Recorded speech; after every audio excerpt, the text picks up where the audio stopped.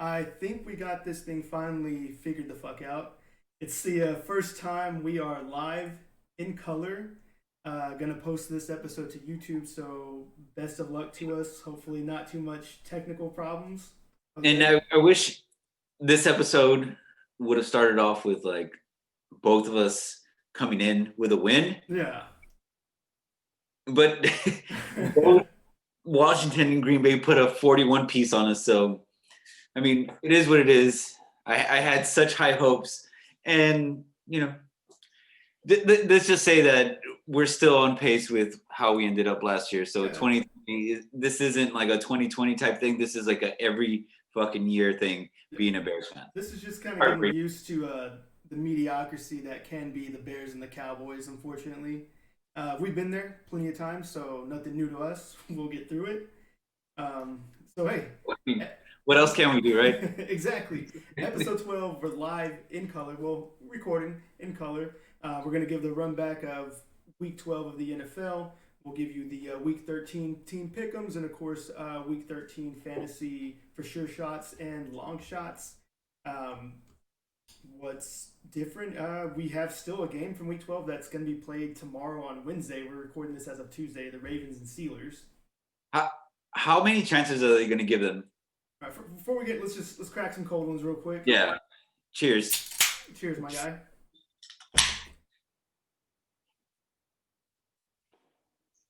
Yeah, how many chances are they going to give the Ravens? Obviously, the NFL is babying this team, letting them move their schedule every which way, while the Broncos are out 3 quarterbacks and forced to start a wide receiver off the practice squad.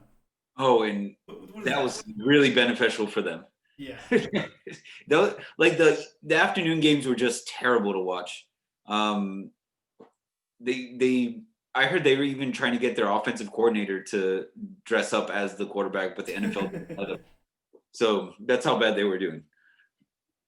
So it's week 12. Let's go through the run back. Let's start it off with the Texans, which are 41 points to the Lions 25. Deshaun Watson not looking bad. I mean, it's the Detroit Lions. True. Well, Deshaun Watson hasn't even looked all that bad this year. It's just the team around him. There's a lot of pieces that are still missing to make this a contender of a team. Look, he put up 4 touchdowns. The guy's looking real sharp right now. The only bad thing now is he's down a couple of key players on the defensive side and on the offensive side. All this time, I was giving Will Fuller all this praise, and he's on PEDs.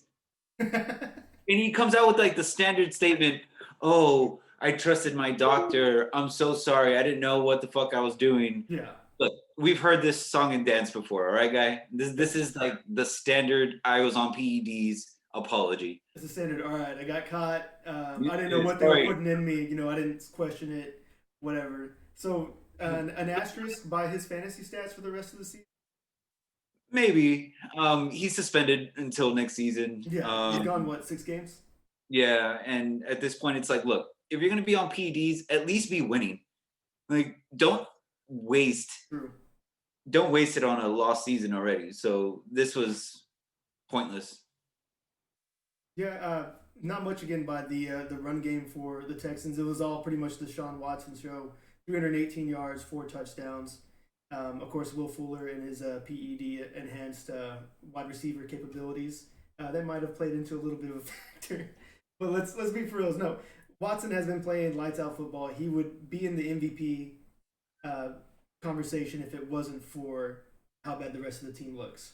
He's doing well. The story of the day, as far as run game, is on the other side of the ball with your boy Adrian Peterson, which AP goes off, scores a touchdown, then they put him right back on the bench. Like, we'll see you later. Yeah, they let him. They put him back in like in the second half to give him some more carries. After like he was looking way better than everybody else that keeps fumbling the damn balls in the backfield for the Lions. I mean, just terrible play calling. Their tight end looking really nice.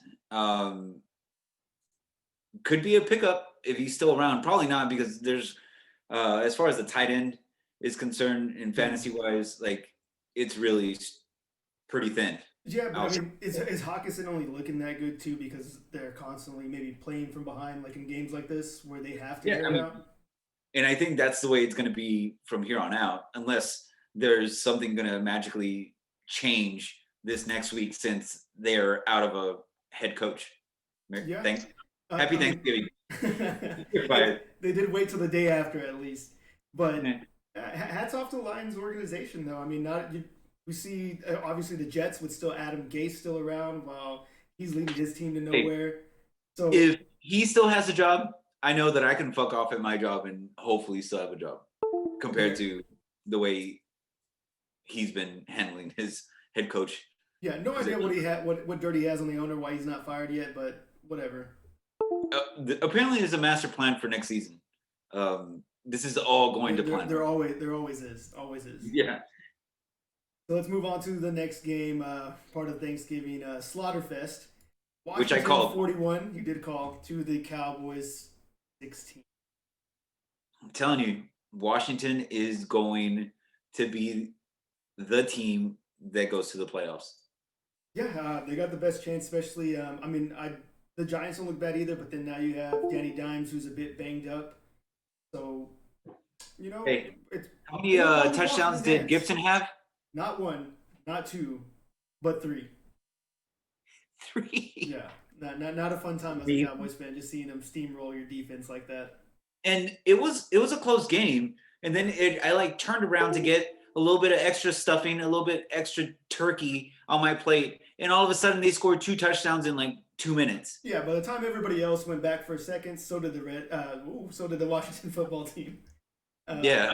I don't know, man. It looked like it was a close game up until the second half, and it got out of hand for the Cowboys, and they, as a team, looked like they just lost all hope. Like everybody just kind of checked out. Y'all didn't start off bad.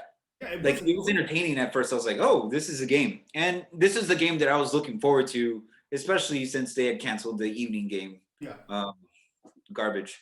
But Amari Cooper, he's playing for that money. he's the only one that got a big contract that's actually still performing as if he's playing for money. Looking at Zeke, Jalen Smith. Jalen Smith had the interception, but let's face it, that interception pretty much landed in his lap. No, he didn't even know what to do with it. He was like, "Hey, yo, what is this?" Oh, I run that way. Okay, yeah. This is what I'm supposed to be doing. Got it. Cool. I mean, Amari Cooper's still good. He has been all year when he gets the opportunity. Michael Gallup still a problem with his drops. CeeDee Lamb dropped a crucial touchdown as well, especially after making one of the most craziest catches that anybody has ever seen the week prior. And then he goes this might be the inexperience, maybe. Yeah. I don't know. This guy's a stud, and you're probably not going to see that happen too many times. But this was unfortunate timing. Just what are you going to do? Yeah, it was just, and a lot of questionable play calling too, especially with I guess the fake punt. If it would have paid off, I wouldn't be complaining about it.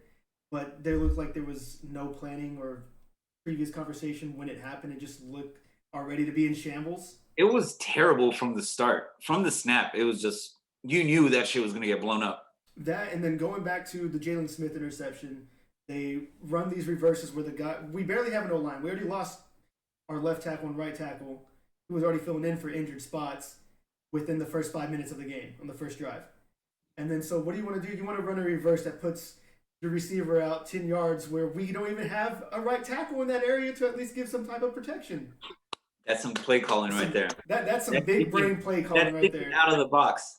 Jesus Christ. It was just a horrible game, horrible coach game. For as bad as this team has been playing, you at least got to make up for it with some type of play calling. And maybe it was definitely a case of doing a little too much. Doing less is sometimes better. Yeah. But it was very questionable play calling. Yeah, I mean, y'all made Washington look like monsters out there. They got swept by the Washington football team this season. They got swept by a no-name team. Y'all got beat by a name with a team with no name. So horrible. But yeah, hats off to the Washington football team. Hey, Terry McLaurin, if there's anything that can go with this kid, it is consistency. Doesn't matter. I'm Doesn't telling matter you. who's back there. He's gonna get open. He'll find a way to get to the ball to get to him. Yeah, he's gonna find a way to get his. Seriously, if it wasn't for maybe like touchdowns, if anything, he'd probably be up there in contention as far as like talented young wide receivers. But there's one thing that shows up for him every day in the stat column is the constant 7 receptions, at least 70 plus yards a game. Yeah, Kid's a beast. he's a killer. All right, so let's move on from that type of game. Wish the best to the Washington football team. Let's move it on to the Chargers 17 at the Bills 27. Man, this is one of Herbert's like worst games in my eyes. I was expecting a shootout, and I don't know if it was the fact that Austin Eckler was back in, and now they're running the ball a little bit more, taking the ball out of Herbert's hands. That kind of changed the dynamic, but the play calling in this game was just terrible, especially towards the end of the game. They didn't know what the fuck they were even doing towards the end. It was, and that's what they were highly criticized for, was the horrible play calling towards the end of the game, where they pretty much just took themselves out literally of the game with the stupid play call, the stupid plays that were being called. It was just, I don't know. I've never seen. Well, no, we've actually said this. The Chargers have constantly self-imploded in a lot of these close games. It's like they're wanting to like blow games. Yeah.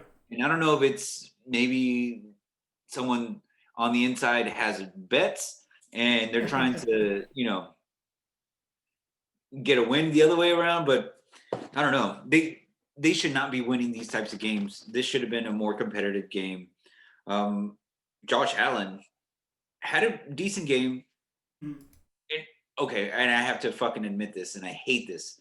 Fucking Cole Beasley, what can't this little guy do? Bro, I told you, kids. He's one of them. One of those little snap-on tools with all the multi extensions. That's him. He's a Swiss Army knife of wide receivers. There we go, Swiss Army knife. Can catch. Can apparently throw touchdowns now. I don't know. Denver should call him up. Finally, hey, Devin Singletary averaged more than 2.5 yards. 11 carries for 82 yards, 7.5 yard average. About time. Nope. Welcome to the NFL, guy. Keep him on the waivers, though.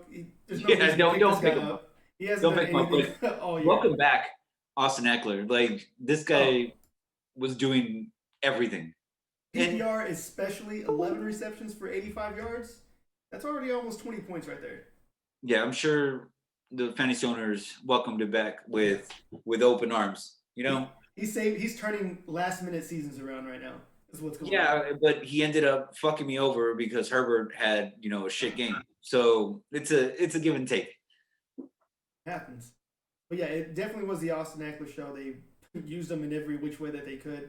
Did hurt Herbert's production a little bit, I would say. But most of all, it just came down to just poor play calling towards the end.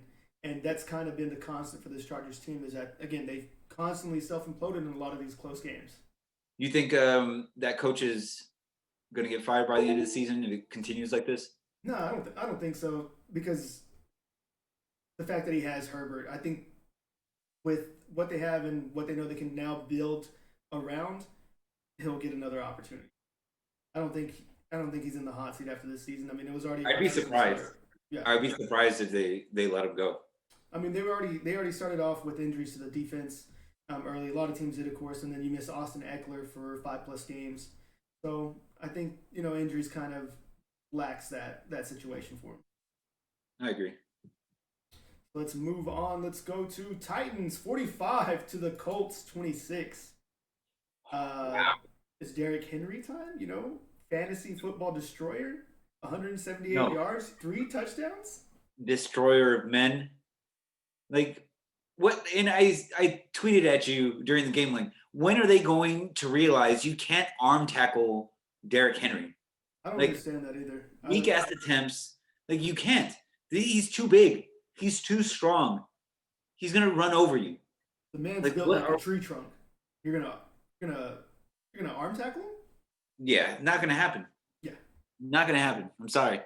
You're gonna make it to the highlight reel, and he's gonna embarrass you.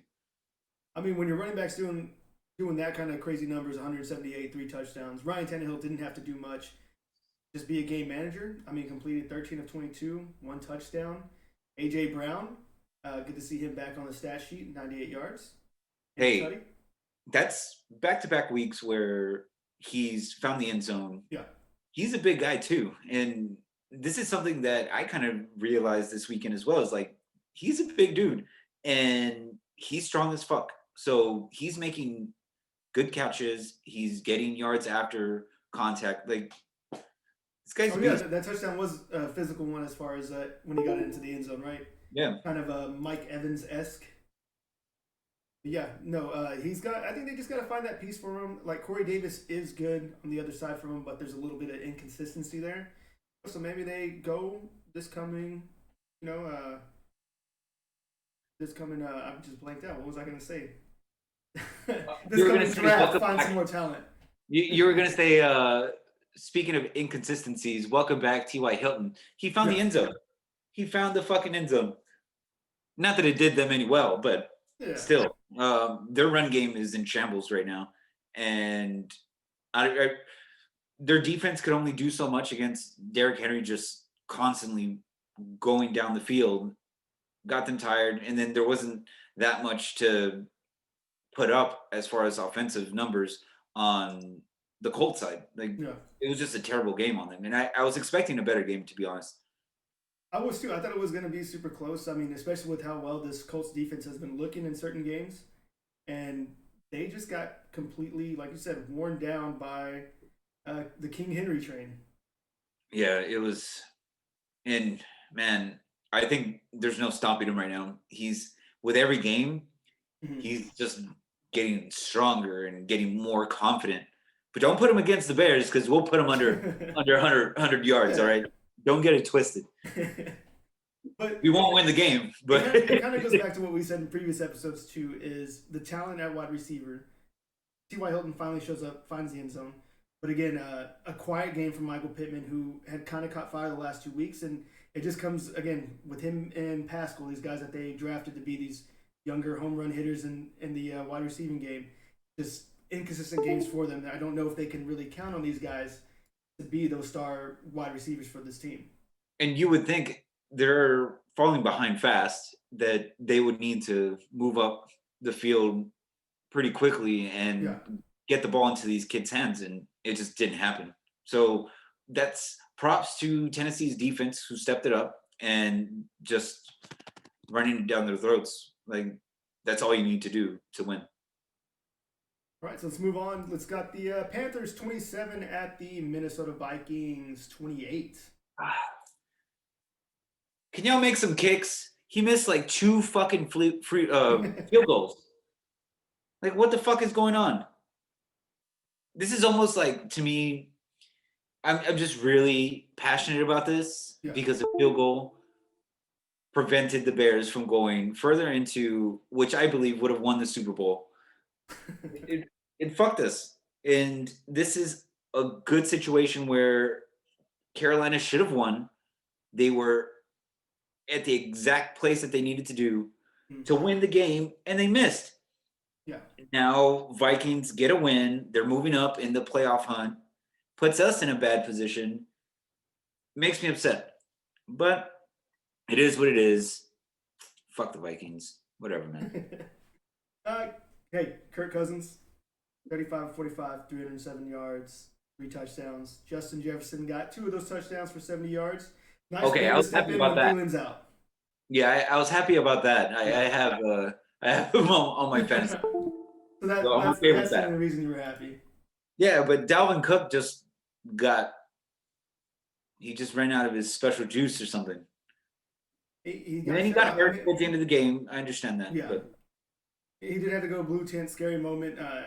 I was thinking he was going to have another either ACL tear or something crazy with his hamstring. It was weird because he ran and just like everyone jumped on top of him. It didn't look like it was something bad. And then you just see him stay on the ground. So at that point, that's like your worst fear is like, oh, here we go. He blew out his knee again. Well, I mean, especially with his injury history. So that's what I was kind of concerned. I was just like, I don't think he's returning, but surprised me, came back into the game. But I think, Biggest takeaway is Justin Jefferson. Kid's been playing lights out as a rookie wide receiver. Looks like one of the better ones from this draft class. And I would put him with Justin Herbert as far as Rookie of the year. Yeah. No, I agree. Putting up good numbers, man. Yeah, he's consistent. He's been consistent.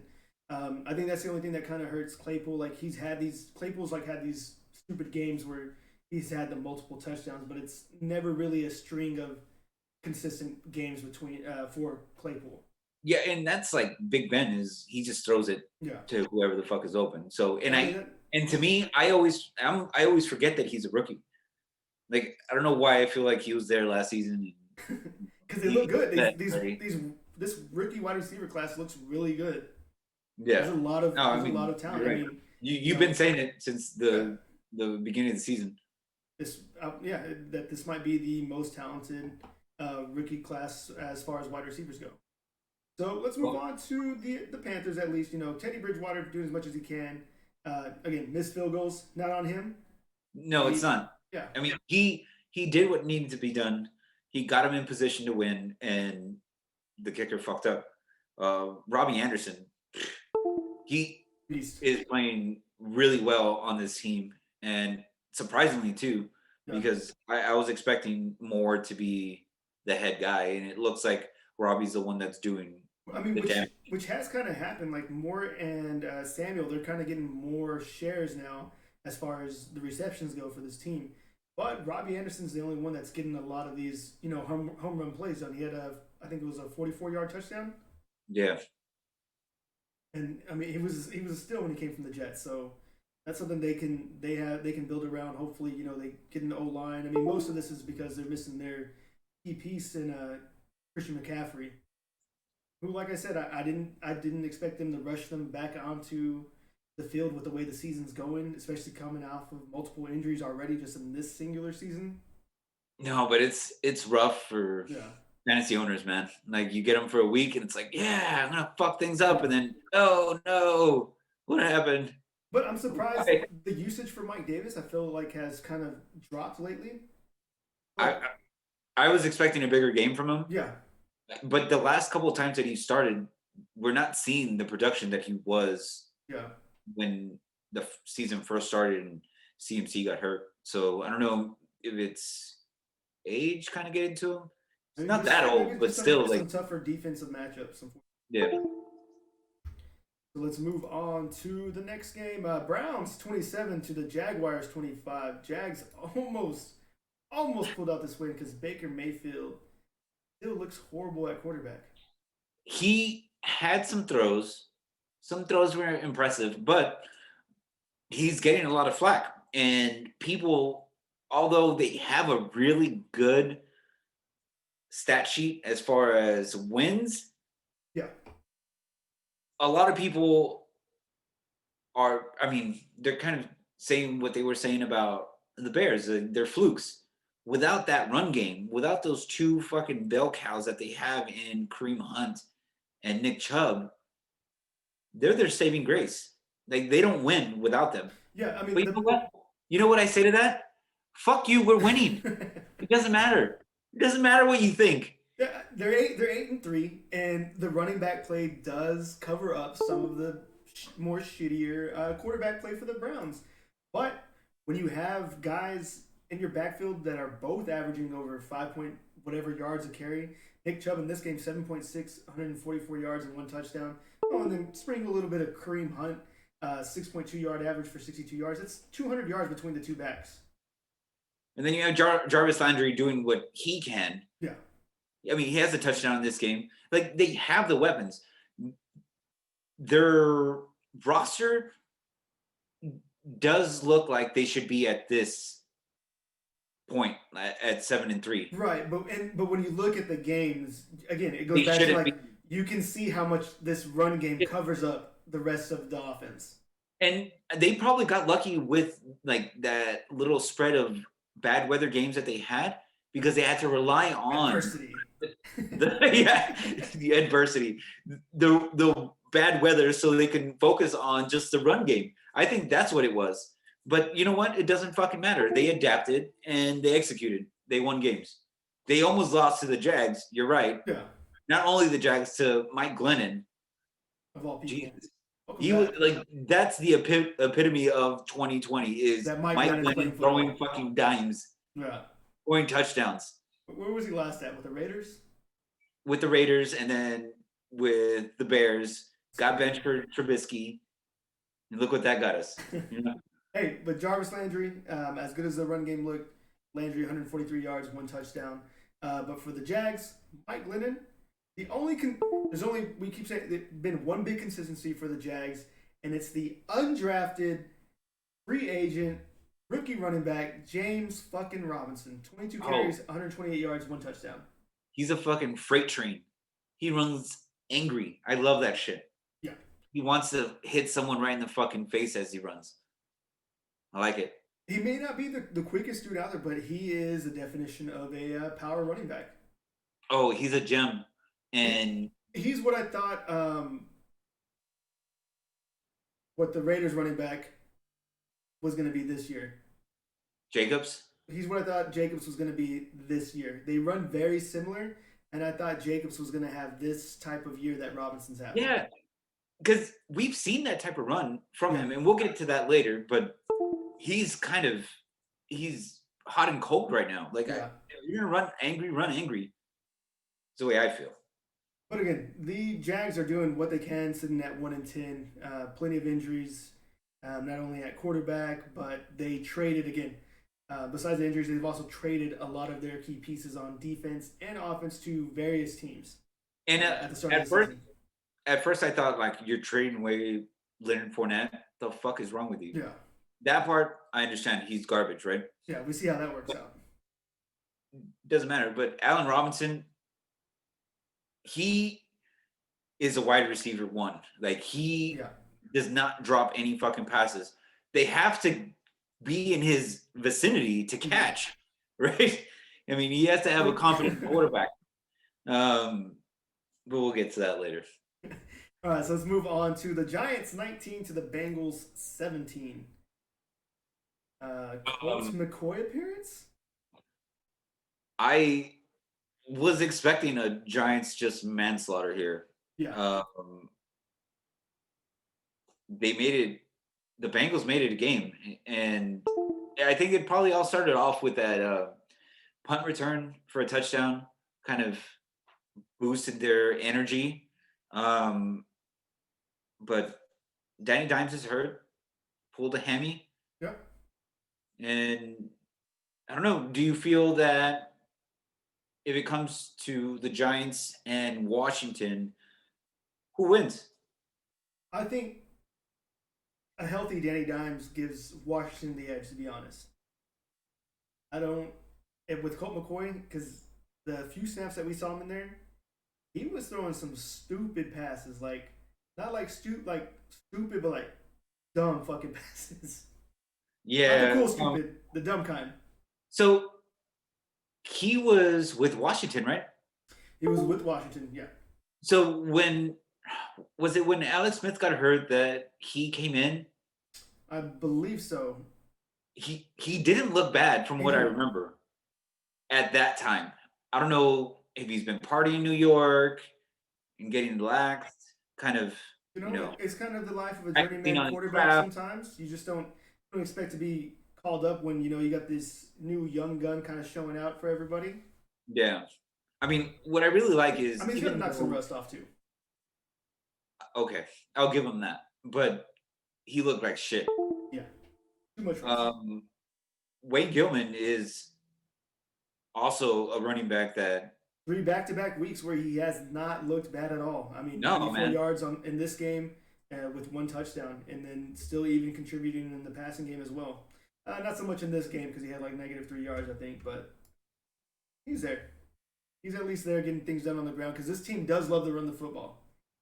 Yeah, and without Saquon, I think he's done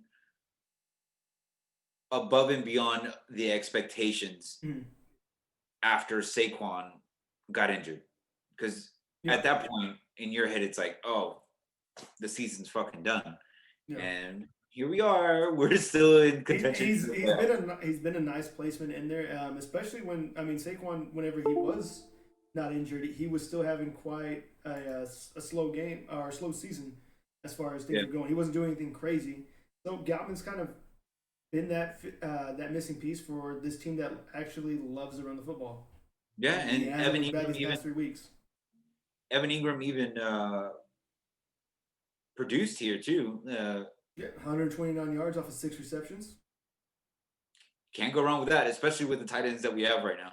So hopefully you started him this game thinking, the Bengals probably going to be playing from behind. Yeah, they had a good shot. The only thing that's been consistent from this Bengals team is going to be, again, another rookie wide receiver, T. Higgins.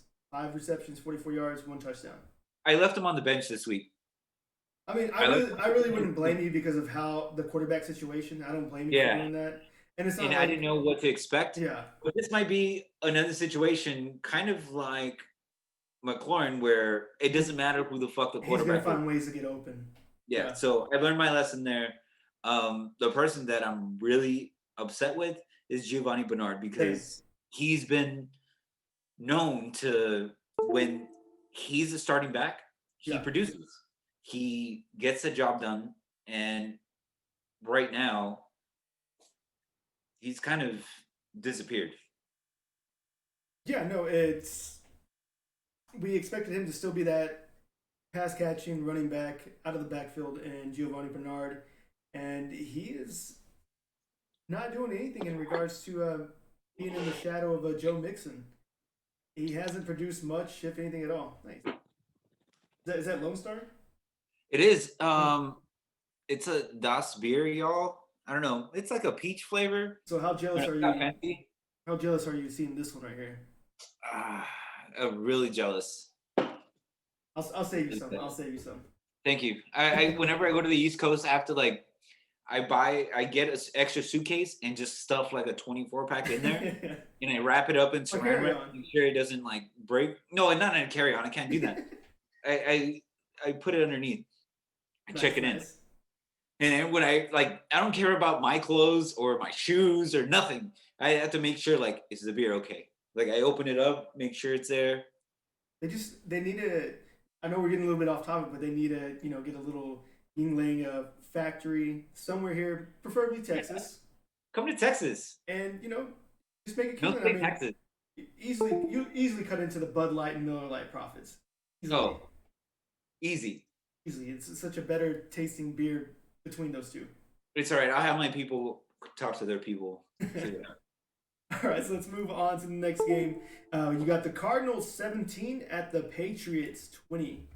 I think this is kind of one of the games I was a little bit more surprised about in regards to the outcome for sure. Trap game.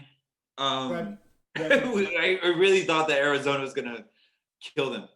Kyler Murray I was expecting a little bit more. Maybe, and the thing that I'm surprised with, and I think this is what he was probably talking about, is Kenyon Drake was like, I'm going to win you a fantasy championship. This guy. Because it's at the end of the season when it counts, and he scores 2 fucking touchdowns. You know what? You may be onto something there. Maybe Kenyon Drake, that's what he meant. That's what he meant. In crunch time, I will win you some games. Later on. But when he tweeted that, there was no specific date. No, but you have to have faith in me and start me at the end of the season. Even though I've sucked for 10 weeks. Even though my quarterback is a better running back than I am. You fats. Quiet game in the receiving core, though, for the Cardinals, but that's kind of been the deal with Kyler Murray, though. To me, he's still very inconsistent with his passes. He just happens to connect with some of these wide receivers on these stupid big plays, crazy plays that kind of makes up for how much he's not completing in the passing game. So now that you said that, is it more that these big plays happen? Is it more luck now than skill? Because we know that he's capable of doing these big plays, but at what point it's okay, he doesn't do this on a consistent basis, a la Aaron Rodgers, right? Right. This guy, will throw up a Hail Mary and it's like, okay, it's like a 50-50 ball, but D Hop is at the other end.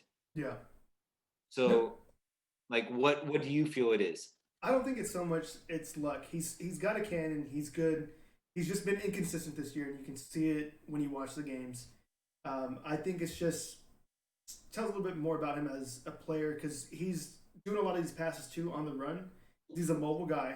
I think if it was different if we were just seeing a pocket passer do these plays and still have this inconsistencies because it's not like he has a perfect pocket all the time.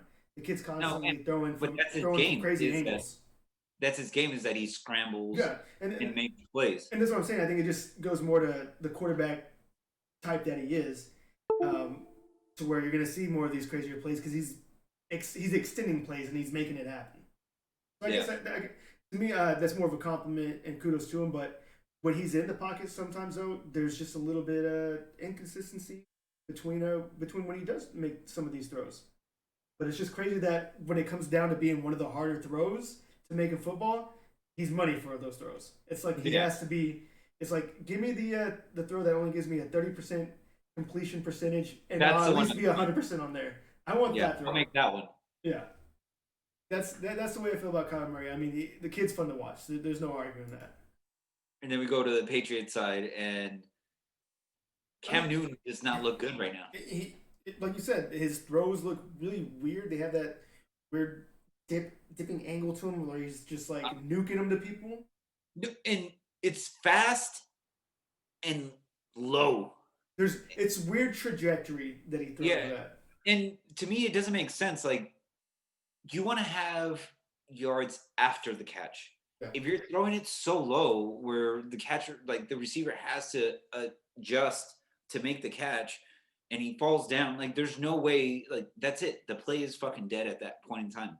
I mean, by far, nothing impressive this game. 9 of 18. I mean, it's a 50% completion right there. Only 84 yards, and then you're throwing 2 interceptions. Yeah. Well, one of the things I really hate about these, like, the interception column is Yeah. the tip pass. Yeah. Like, the receiver tips the ball, or someone tips the ball, gets thrown up into the air. Jay Cutler had this happen to him quite a few times. So this also really resonates with me. Jay Cutler. This hurts me. Every time I see a tip pass go to an interception for a pick six, it like an angel fucking loses its wing and someone cries. So I feel him on that. I don't really think that that's his fault, but I do agree. Like, his mechanics are dog shit right now. Mhm. They got lucky and they got this win. I think the fact that they had a late penalty towards the end of the game that kind of got him in position was that late hit on him when he was running out of bounds. They got that penalty, Yeah. and now they're there to win the game. So, typical Belichick win. Hey, and the refs all week fucking sucked. Oh, don't even get me fucking started. Don't get me started. But yeah, do you think Cam's here next year? I mean, it's I don't not know, like they man. really have anybody behind him. Like, how much does he like him? I don't really know. I don't think he does, Yeah. to be honest. So I don't know. Do you give the Newton another shot? I mean, does he? I mean, there's no way he can Look, ask for a big contract after this year's performance. I don't think you can ask for a big contract, but they play the Chargers next week. So if they can pull off a win with the Chargers, or if he pulls off a string of wins right here, I think they sign him and they'll work on him And to maybe just kind of find some talent. I mean, Yeah. that's what Belichick's doing. He's good at finding talent. Yeah, I'm not saying that and molding them to the Patriots way. Yeah, I'm not saying that this, like, Cam Newton's his horse Yeah, for here on out. Like, he's but gonna if you have can ride him. out some dubs, then why not? Yeah, I get it. All right, so let's move on to the next game. Dolphins 20 to the Jets 3. Welcome back, Fitz Magic. What the fucking beard? We fucking love it. Styling, I mean, profiling, throwing dimes. he didn't have like a fantastic game. Yeah. I was expecting more out of him. I had to start him in the league. But it's just fun to watch him because it's Fitz fucking magic. Yeah, I mean, he brings this atmosphere of enjoyment and fun to his younger teammates. Like that touchdown to Gesicki, like Gesicki was even doing like the Fitzmagic fucking celebration. Like, yeah. And you just see him like he's a dad throwing passes to his sons. Like, these are his kids. I mean, he has a fucking ton of them already. Like, this is what he does. And I love to see him out there. No, but you can tell, like, these guys love playing with Fitzmagic, though. Like, there's a certain energy. And that's what we talked about weeks ago when Tua stepped in. We're just like, well, you see all these guys, like, celebrating, talking good about Fitzmagic, and, like, does that kill the vibe, kill the energy? I mean, Tua had an off game before that injury, and Fitzmagic kind of stepped in. He couldn't do enough to get them the dub last week, but, you know, seeing him back on the field, that young Dolphins team looks energized. Yeah, I feel like the run game kind of took a step back a little bit. But there's a different atmosphere when he's on the field to me. And I enjoy it. I need to get me a Fitzmagic jersey. It's going to happen. Need to do it. Preferably, which jersey, though? Like, no, actually, what I'm really hoping, maybe it happens, I'm not sure. The Bears do a complete rebuild, and we sign Fitzmagic. Like, we get a Fitzmagic Chicago Bears jersey. Imagine. Woo. I mean, I would fucking be okay with that. I mean, the guy's a journeyman of journeymen. Who knows where he ends up? I mean, thankfully, you know, they have a good bounce back game against this Jets team. Jets only scored 3. Sam Darnold looks like absolute garbage.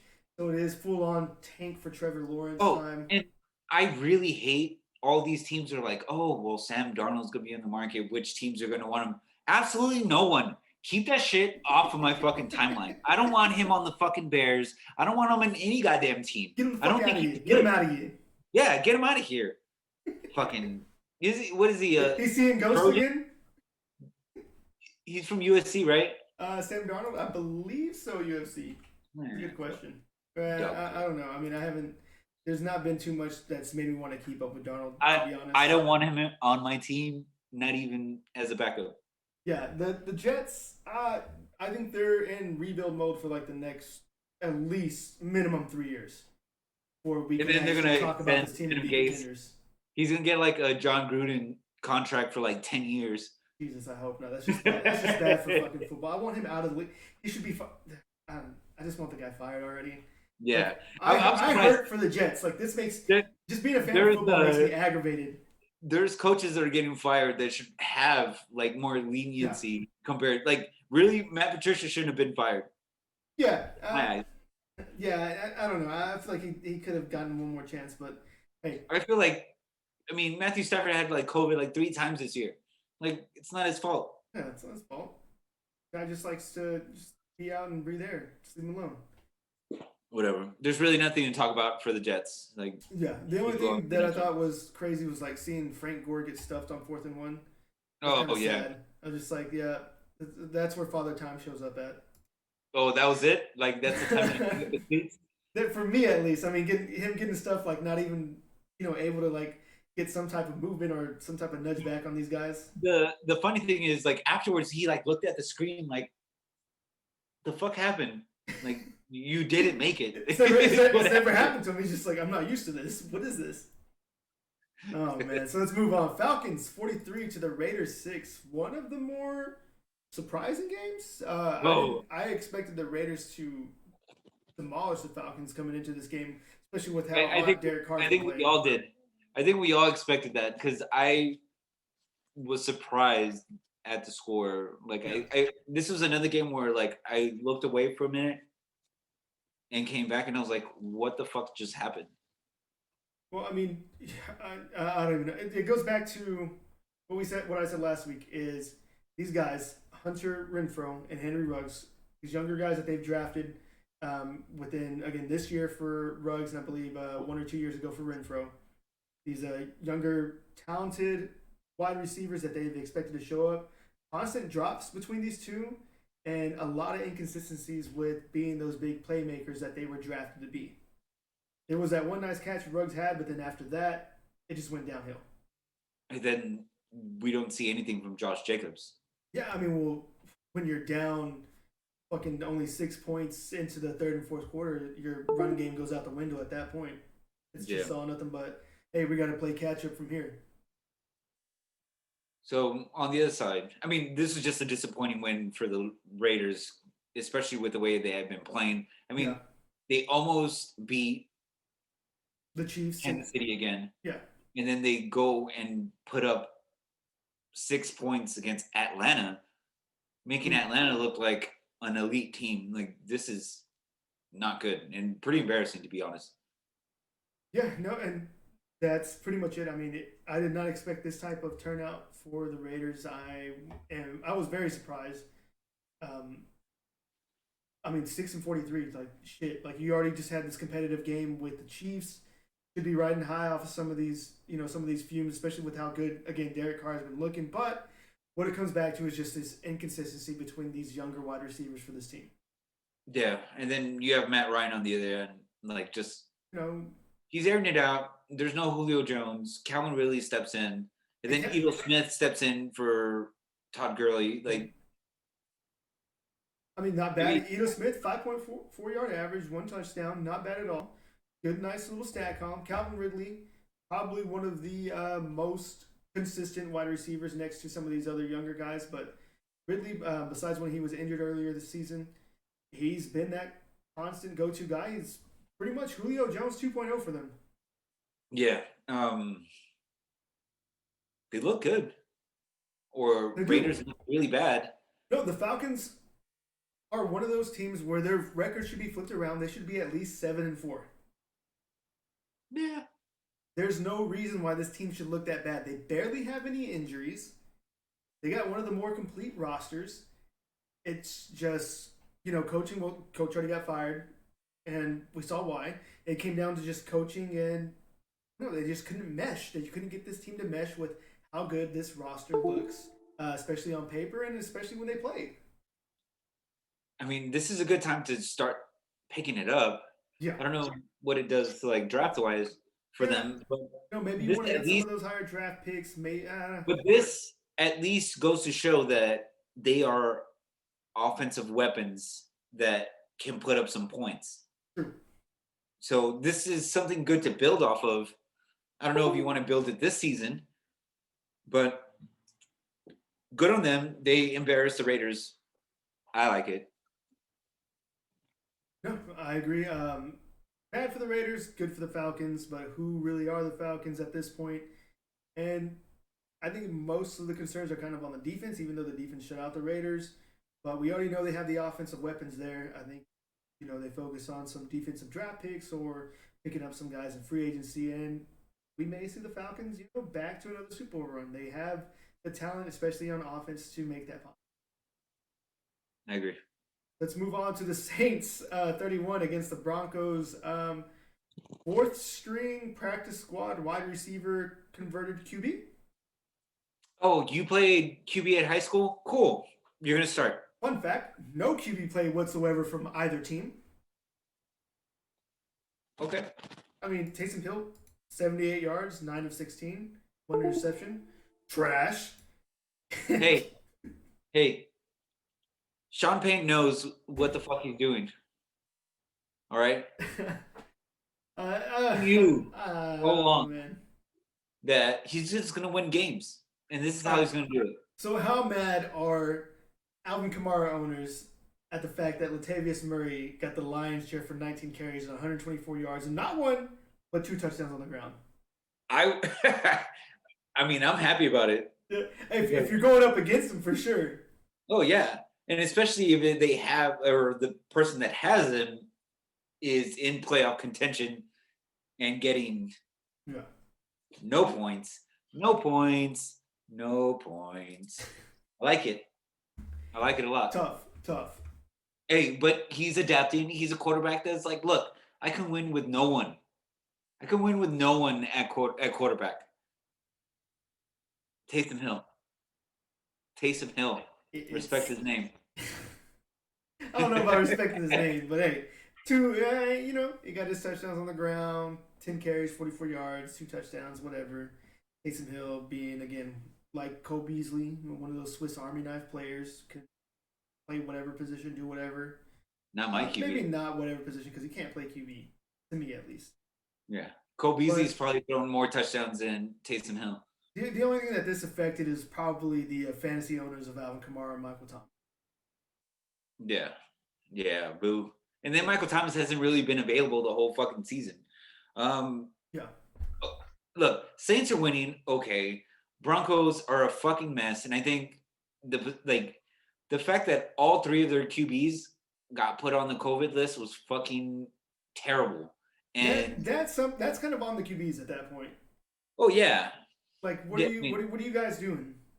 Yeah. Did y'all all go to the same bar or what happened? The same chick got passed around? What happened? They're brothers. I don't know. Eskimo brothers? Who knows? Eskimo brothers.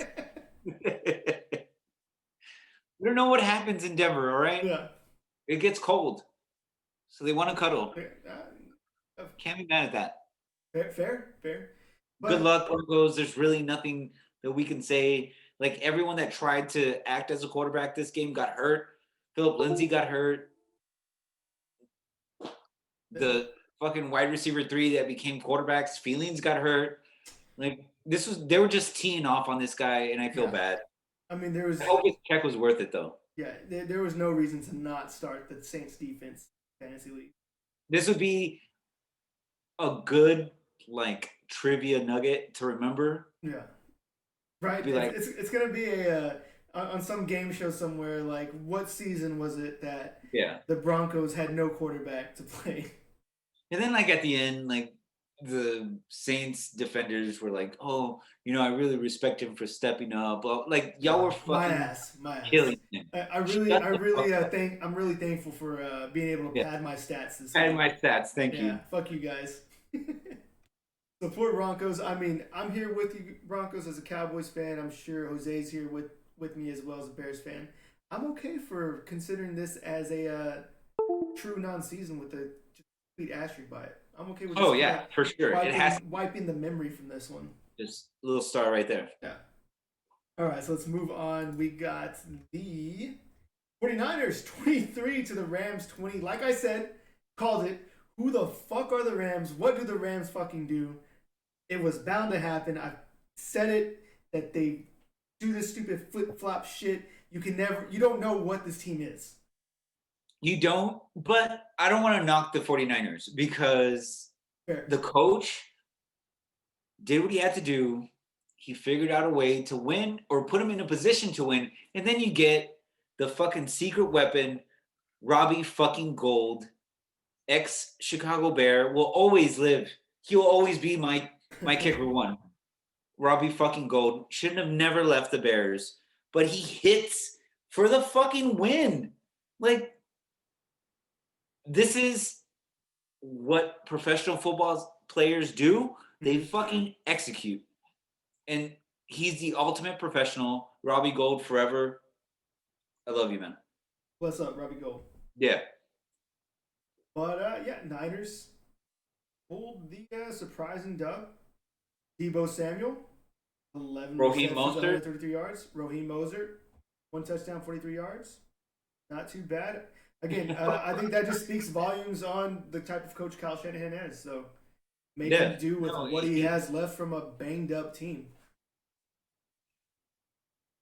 And he's gotten to a 5-6 record. I mean, there's teams. He's playing with traps right now. Yeah. If they're not on the COVID list, they're fucking hurt. Exactly. But he's putting pieces together, making these wins happen. And I respect that. Because I have a full, healthy fucking Chicago Bears team that can fucking win.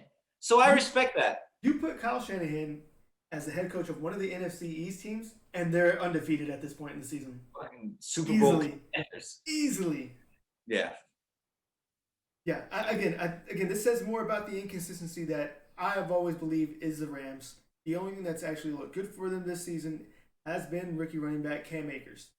Yeah. Only 9 carries, 84 yards, 1 touchdown. Can't complain. But it's been those Jared quiet Goff is games where Robert Woods and Cooper Cup either one shows up, but then when they both show up, then sky's the limit for this offense.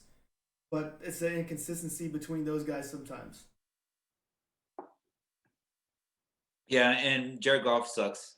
So Yeah, I mean, I don't like him he's ever. he's got a punchable face. Don't hold it. Yeah, hey, I'm sure he's a nice guy, but he's just got that smug kind of face already. yeah. Aaron Rodgers type face. Fuck Aaron Rodgers, man. Sorry, I had to go there. So let's move on. We'll go to the Chiefs 27 at the Buccaneers 24. Almost a comeback for hashtag not my goat Tampa Bay. But man, This is another one of those games where it's like, oh, I almost had you. You never even had your car. Like, yeah, there's no. This is Patrick Mahomes NFL now. Tom Brady, it's the Mahomes show. you did good. You won in that era. This is the new era, and Patrick Mahomes does whatever the fuck he wants. And you know who else does whatever the fuck he wants? Tyreek Hill. Jesus, Tariq Hill. Tell me the level of disrespect of stopping doing a backflip into the end zone. Fucking kill yourself if you're the DB. Who was the last guy that did that to? Was it? It was somebody for the Bengals. I can't remember his name. But they backflipped into that. But yeah, but he did it like because it was a big play. Tyreek Hill actually just did it just to be like, "Hey yo, fuck you! I got open again. Deuces." Yeah. Again. 269 yards, 3 touchdowns, like easily 50 to 60 plus point depending on the leagues and fantasy. Yeah, and then you go with Clyde Edwards just disappearing. And I think it was just because Tyreek Hill ate into that. Well, I know that for sure. Just, But that's the hurts bad part me. is it eats into the Clyde Edwards Hilaire productivity for sure. Patrick Mahomes. Yeah. I mean, everybody else has already kind of taken a seat back. Rodgers, Wilson from the MVP race. Pat Mahomes, why the fuck not MVP right now? Why not? Like, he's been consistent, hasn't gotten hurt. And he's only heating up as the season is coming to a close. And there were times where it's like, oh, he's not being flashy. He's not scoring touchdowns, but they're just one thing is consistent. They fucking win, and it's annoying. Yeah. I respect it, but it's annoying. And You then know we what? have Tampa Bay. You know what else is consistent? The interceptions from Tom Brady. I like it. Tampa Bay. Tampa Bay. What's the excuse, guys? Like, how many excuses are we going to give Brady? He has what is considered to be a super team of offensive weapons at his disposal, but yet he cannot bring up at least 40 points a game with Gronk, Godwin, Evans, Antonio Brown. Gronk, I think, is like warming up a little bit. Yeah. He's starting to loosen up. That's kind of what we both said. Like, he's going to shine towards the end of the season, Yeah. towards later. And that's what Gronk a banged up Gronk now does. I kind of feel like the coach doesn't really like him too much. Tom Brady. I mean, he even it kind of felt like he called them out in the press conference afterwards. But Tom Brady's not consistent right now. He's not connecting on those big throws. It's kind of like he probably should have rode into the sunset after the Super Bowl. Just go off in a win, man. Maybe it's just, he just hasn't recovered from BDN, beating his ass in the Super Bowl. Not my BDN, obviously. I mean, just shake the man's hand, Tom Brady. Shake his fucking hand. Yeah, maybe he's cursed. He's cursed. Because he doesn't want to shake fucking Nick Foles' hand. Yeah. That's what he gets. Terrible. So yeah, the Buccaneers, who were looking like a team that was kind of heating up, kind of getting everything meshed lately, quarterback play has been pretty suspect. I mean, as far as everybody calling Tom Brady the GOAT, he sure as hell is not playing like it. Yeah. It's a young man's game now. It's all Patty Mahomes. Well, you can see the difference. I think we can see now, like, he's taking the torch and running with it, Yeah. and gotta respect it. Chiefs 10-1. Sky's the limit for these guys. Let's move on to the Bears 25 to the Packers 41. Might want to chug that one, buddy. Yeah, just there's a whole bunch. There was a whole bunch of this. There's a whole bunch of this. I started off on this big old high. I felt energized. I thought Mitch Trubisky was gonna fucking redeem himself, and he looked good at the start, man. He looked very good at the start. I was surprised. But then the game just. The only thing I was surprised about was the run game. David Montgomery goes off on this fucking scare. On my fucking bench because he hasn't done shit. You know what we do?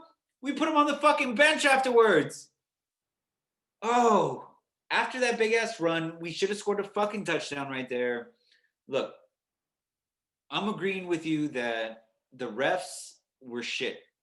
There was face masks on Mr. Trubisky. Yeah. There was holding on fucking Khalil Mack. But that shit doesn't fucking matter because we can't score any fucking points.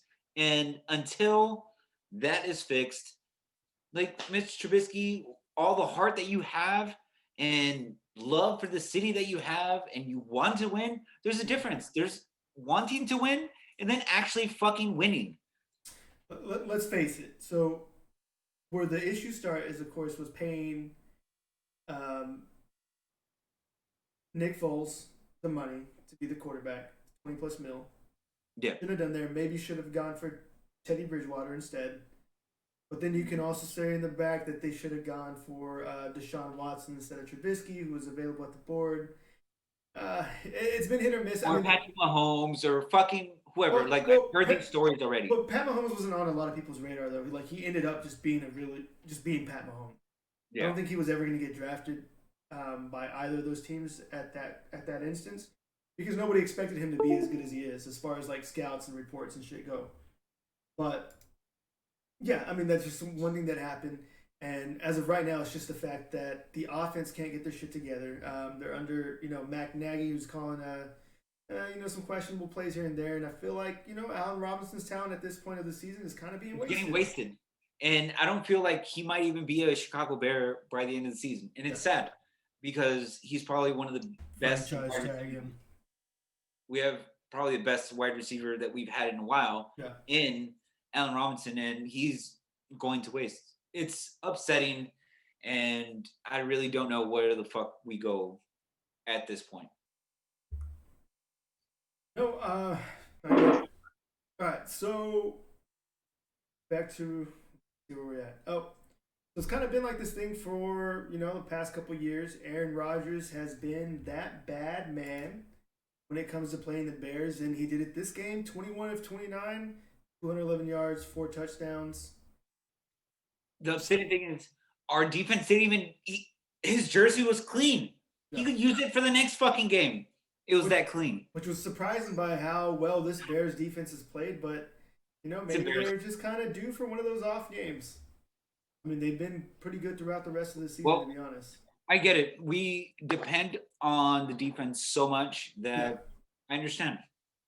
We actually put up some points though, which I don't know, towards the end of the game were like mercy points to me, but still, Trubisky still showed a little bit more effort, especially being able to get out of the pocket, but you have to hold on to the fucking ball. You can't fumble the ball, like throwing these interceptions where it's like stupid fucking plays. Like, what are you going to do? I agree. I mean, it was just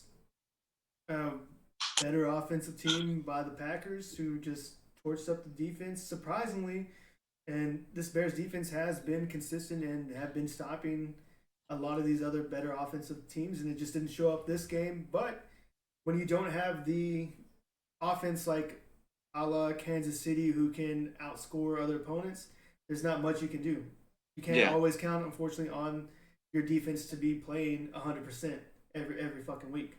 And it's frustrating to me just seeing them just get destroyed on national TV always, because I get the fucking text messages all the fucking time. Yeah. Like, come on, guys. Uh, Look at this. Look at my bear shit. I love y'all. And all you do is give me heartache.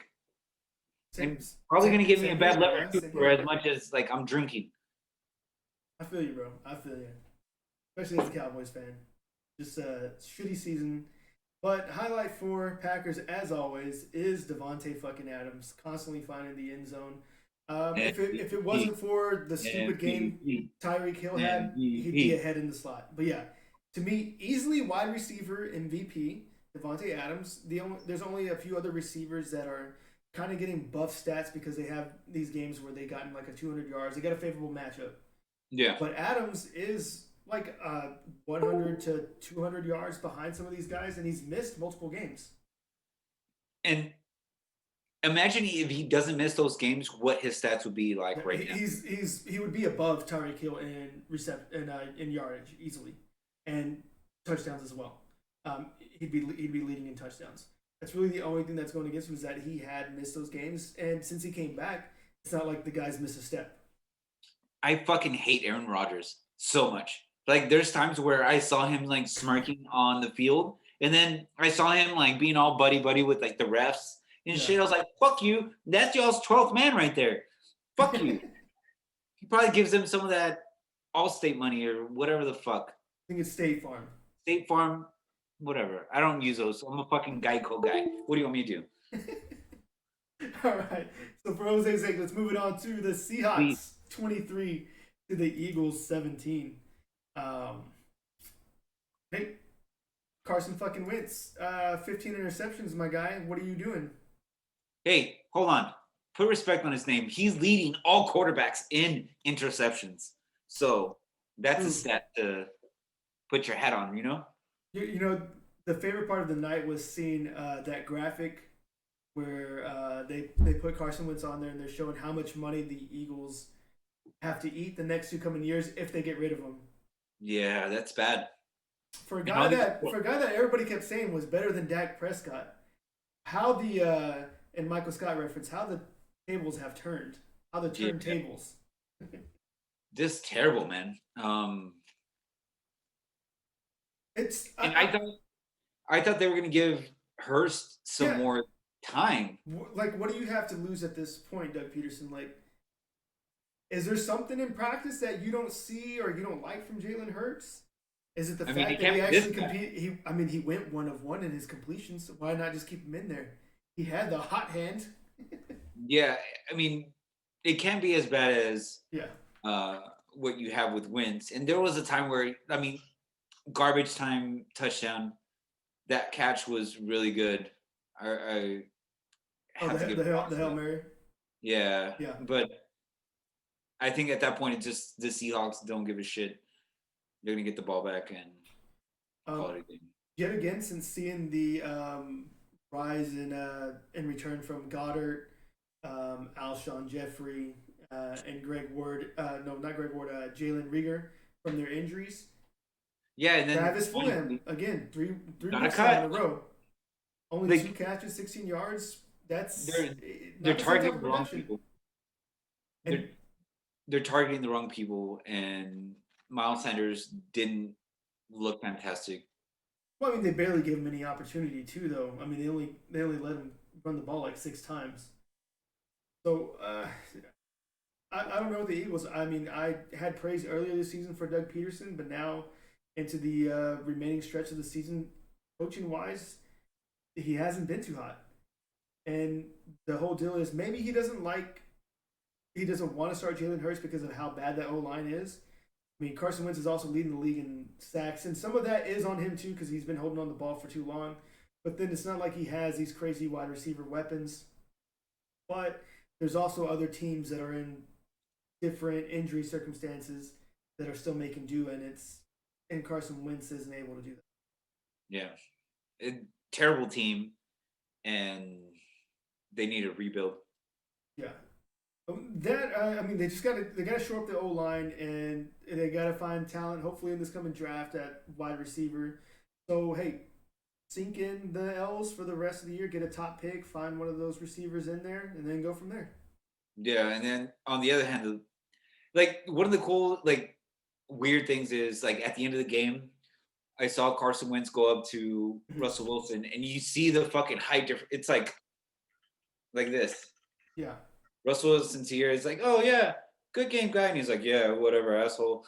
And to think that you know you have this guy that should have been in baseball, Yeah. and it's killing people. Let Russell cook. I mean, same thing can be now said, I guess, for Kyler Murray as well. Yeah, same. They should have gotten that baseball money, to be honest. True. They wouldn't have gotten the recognition that they're getting in the NFL, but get that money, man. True. DK Metcalf, kind of a little bit of a slow start at the start of the game, was kind of getting bullied a little bit. Both of them, both the cornerbacks and Metcalf were kind of just picking on one of each other. Who's it, Darius Slay for them? Yeah. And towards the end, Metcalf started winning those matchups, 10 receptions, 177 yards. Yeah, but all his receptions were fucking deep down the field. Yeah. Like, he's a monster. As the game drug out, like he had the more stamina to beat out some of these DBs, and you saw him getting open to where, the first quarter, he was pretty much well covered, but then as the game dragged on, there was a significant space between him and some of these DBs for the There was a couple of drops as well, which could be concerning. Those DBs were kind of still making some good plays. They were knocking it out of his hands, and it was a rough game for as far as like competitive wise between him and the Eagles DBs, and that was actually fun to see. Welcome back, Chris Carson. Running angry. It looked good as far as catching the ball to the backfield, and of course running, like you said, running angry. Yeah, what touchdown, 41 yards. Yeah, what injury. And then you throw a little bit of Carlos Hyde in there, and not a bad relief running back by any means. Yeah, may have a little nice 1-2 punch.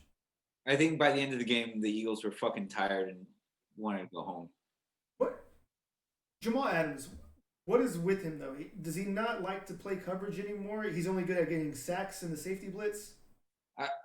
I don't know, man. I'm confused. I don't know. I was expecting a better season. I mean, he's been hurt, and true.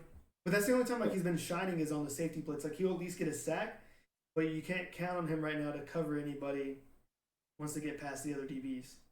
Yeah, he's been very inconsistent as far as coverage play goes. So, who knows? That wraps week 12. We're moving on to week 13 Pickems. I guess we can kind of start with tomorrow's game, the Ravens and Steelers. I'm going to go ahead and say Steelers. Yeah, I think we both had said Steelers at this point. So, Ravens are being babied by the NFL, blah, blah, blah. They keep letting them extend games. It's bullshit. Should have let them forfeit already and give the Steelers their dub. Keep them unbeaten, but whatever. They'll still be unbeaten. Doesn't matter. Yeah, I don't see the Ravens beating them, especially with all the craziness that's been going on with every other player getting COVID, so who knows with the Ravens. So let's move it on to the Week 13 Pickems. Let's start it off Sunday. Got the New Orleans Saints at Atlanta. I'm actually going to go with Atlanta here. Okay. Coming off that hot win. I'm going to go with Saints here. I'll go Saints. Okay. Then you got Detroit at Chicago. I'm going to go with... This team does not have a fucking coach. All right? I'm going with Chicago. We have a really good stretch. We should win the next couple games, and then the next test is going to be... All right, I remember what Jose just said. I am. I'm going to say it again. We have a good stretch right here until we play Green Bay week 16. So I'm gonna go Chicago here too. I think they got a favorable matchup against a Detroit team who is now with a new head coach or interim head coach. Right. So let's move on to Cleveland at Tennessee. I'm gonna go Tennessee. Okay. I have to as well. And this is a test for Cleveland for all the fucking haters that are saying like, oh, you're not a good team. It's your running backs that are like, if they win here, it's a statement game. So that's an upset right there. So let's move it on to Cincinnati at Miami. I'm going to take Miami here. I think that stingy defense is actually going to show up against the Cincinnati team. Hopefully Fitzmagic is going to be playing. Yeah. Starting. So I'm still picking Miami, even if Tua is playing. Like, either way. Then you got Jacksonville at Minnesota. Who are you taking here? I have to go Minnesota because it's dumb to think that Jacksonville can win. Fair, but just I was gonna just say just to be. I'm gonna go Minnesota. Then you got the Raiders at the Jets. I think it's safe to say Raiders get a bounce back win here. I'm gonna go with Jets. Oh my God, this guy. They're tanking. That's defeating the purpose. There's even if they win this game, they're still ahead. True. So I'm going the Jets. I know you're going Vegas, but this is my Hail Mary. Then you got the Indianapolis Colts at Houston Texans. Who you getting here?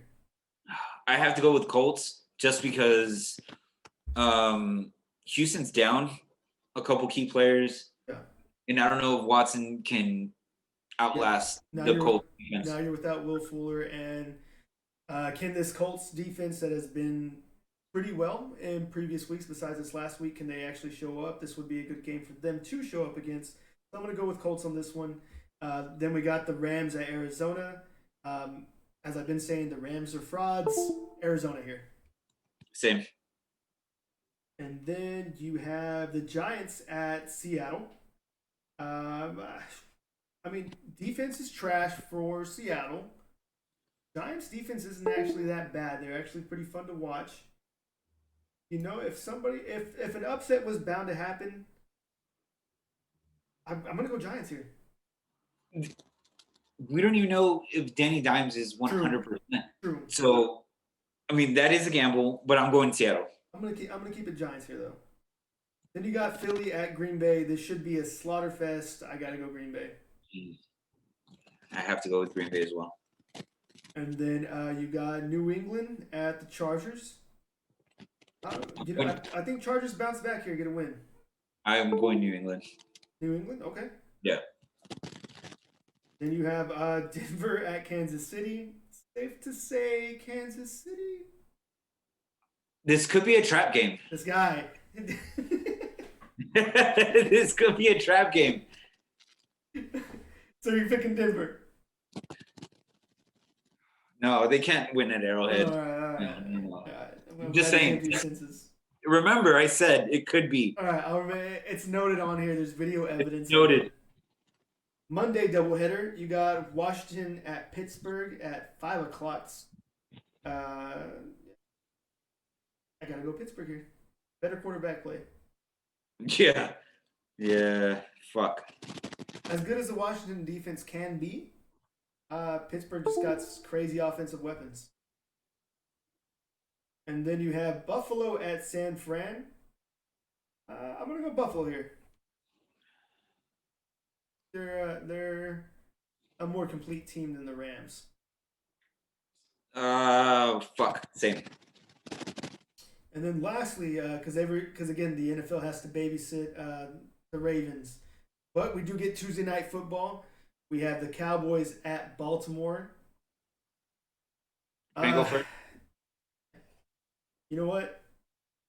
I mean, I can easily just say, "Hey, I'm a Cowboys fan. I gotta go for Dallas." But realistically, no, you fucking say it with fucking conviction. I'm not. They have so many injuries on that O-line again, and it just decimates the whole offensive plan.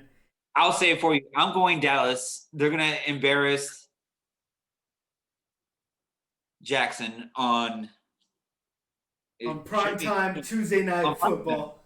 Yeah, it's gonna happen. You know what?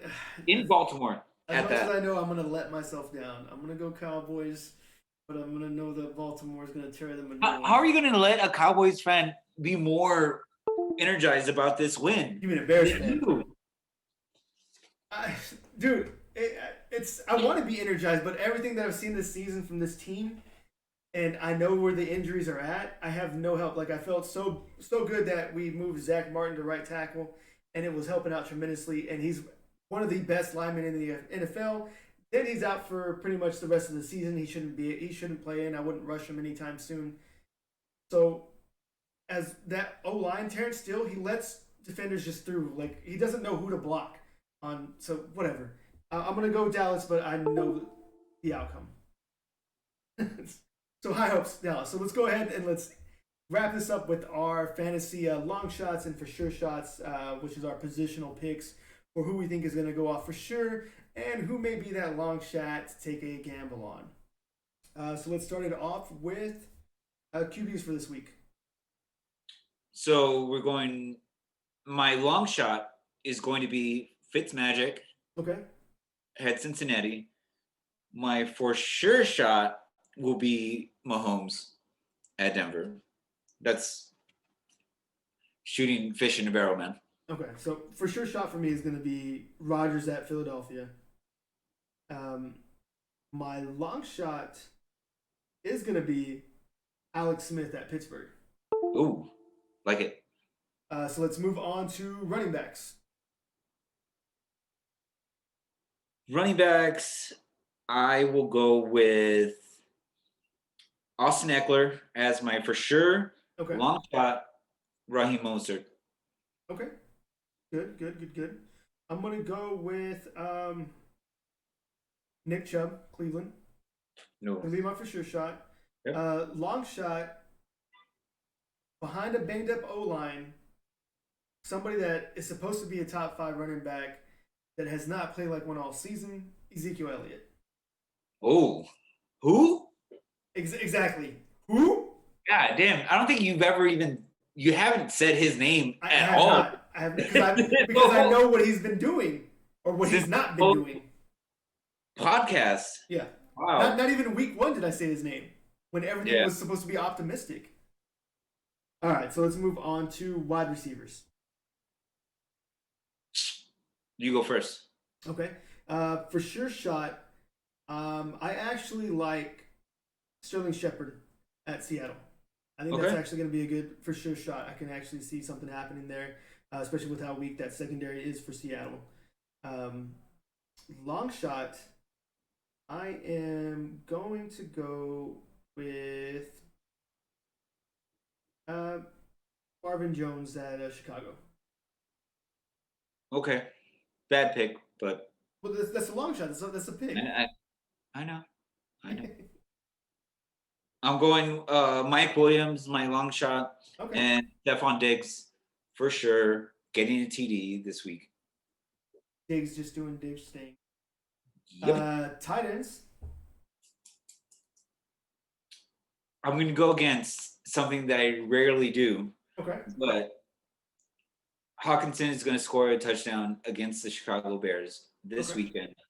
Is that your for sure pick? No. The long shot. Okay, Hawkinson. Gesicki for sure. Fitzmagic. We're going to see a little bit of that. Damn, you took my for sure. We're going to see some beard action this weekend. For sure, I'm going to go Goddard for Philadelphia. That's pretty much their best wide receiver at this point. Yep. Long shot, I'm going to go Blake Jarwin for the Cowboys. Who?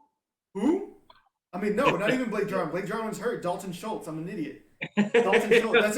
That's how useless our tight ends have been without Blake Jarwin. Dalton Schultz. My bad. So I'm going to go Dalton Schultz. All right. Let's see. So we've knocked out QBs, wide receivers, running backs, tight ends. All that's left is defense. So for sure would be, for me, the Chicago defense. Okay. If we don't get a pick 6 here, offense can't get ahead unless they get the pick. No, just cut our losses right now.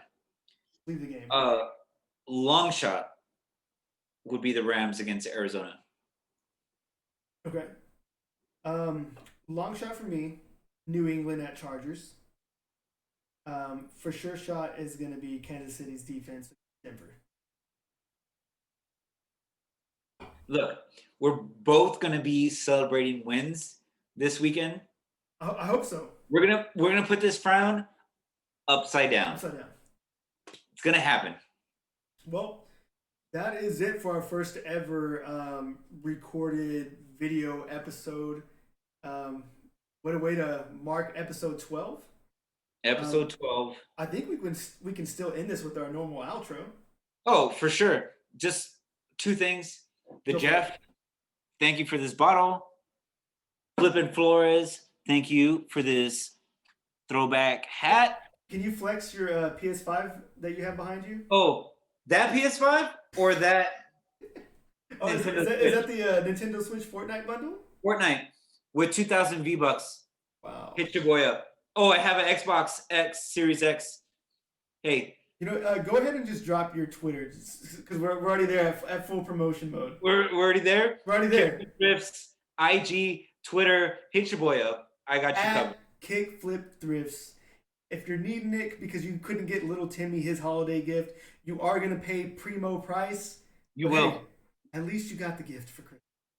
It's going to be quality. It'll be hand delivered. I'll throw in a sticker. I mean, what else do you want?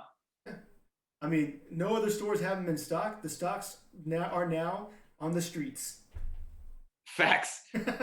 Albert, I'm going to see you next week, guy. I hope we come back with smiling faces, something to cheer about. But as always, hit that shit, Boldy Hugh.